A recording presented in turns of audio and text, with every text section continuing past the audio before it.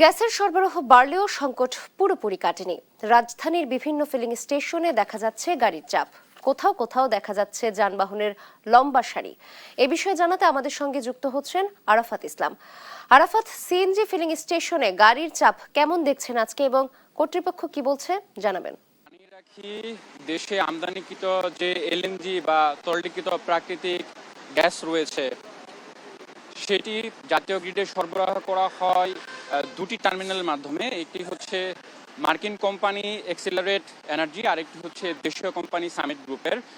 গত 21 জুলাই মার্কিন কোম্পানির যে টার্মিনালটি রয়েছে এক্সিলারেট এনার্জি, সেটিতে অগ্নিকাণ্ডের পর কিন্তু দীর্ঘ সময় পর গত 19 আগস্ট সেটি চালু হয় এবং চালু হওয়ার পরে সেখান থেকে জাতীয় গ্রিডে গ্যাস সরবরাহ শুরু হয়।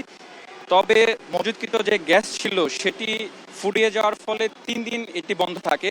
পুনরায় গতকাল থেকে আবার জাতীয় গ্রিডে গ্যাস সরবরাহ হয়েছে, তবে সেটি এখনো চাহিদার বিপরীতে খুবই কম। এবং আপনাকে আরেকটি বিষয় জানিয়ে রাখি, পেট্রোবাংলার তথ্য মতে দেশে প্রতিদিন 380 কোটি ঘনফুট গ্যাসের চাহিদা রয়েছে। এর বিপরীতে বর্তমানে প্রায় 270 কোটি ঘনফুট গ্যাস সরবরাহ করা হচ্ছে, যার ফলে কিন্তু বুঝতেই পারছেন যে চাহিদার তুলনায় গ্যাস সংকট এখনো বিদ্যমান রয়েছে। তবে আশার বিষয় হচ্ছে সরকারের পক্ষ থেকে যেটি বলা হচ্ছে যে সরকার যে কার্গো জাহাজ রয়েছে এলএনজি গ্যাসের সেটির কিন্তু দরপত্রতার আহ্বান করেছে এবং এই মাসের শেষ নাগাদ আরও দুটি এলএনজি গ্যাসের যে কার্গো জাহাজ সেটি বন্দরে এসে পৌঁছানোর কথা রয়েছে এবং সেই গ্যাসের গুলো জাতীয় গ্রিডে যদি সরবরাহ করা হয় তারপরে কিছুটা সরবরাহ স্বাভাবিক হবে, তবে পুরোপুরি সংকট কাটিয়ে উঠতে আরও বেশ কিছুদিন সময় লাগবে। অন্যদিকে বর্তমানে সিএনজি স্টেশনগুলোতে আমরা ঘুরে যেটি দেখতে পাচ্ছি আগের তুলনায় যে দীর্ঘ সারি সেটা কিছুটা কমেছে এবং চালকদের সাথে আমরা যেটি কথা বলছিলাম তারা বলছেন আগে যেখানে ঘন্টার পর ঘন্টা বা দীর্ঘ সময় তাদের সময় কাটাতে হতো সেখান থেকে কিছুটা উন্নতি হয়েছে, তবে এখনো তারা চাহিদা অনুযায়ী কিন্তু গ্যাস পাচ্ছেন না।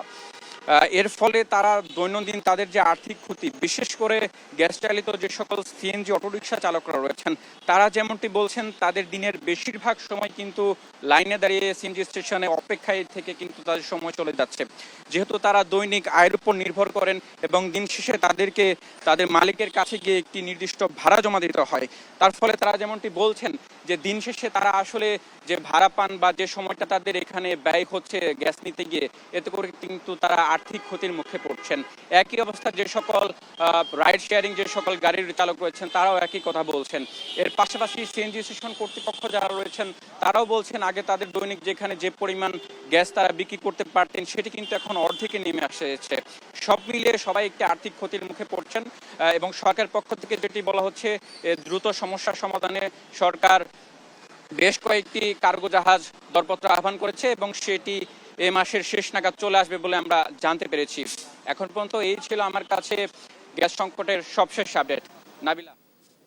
আরাফাত, ধন্যবাদ আপনাকে। উদ্যোক্তা হবার স্বপ্ন পূরণে সবাই মিলে যায় খুশির মিছিলে। 40 বছর ধরে এমন অসংখ্য খুশির মিছিলে ছিল আইডিএলসি, থাকবে আগামীতেও।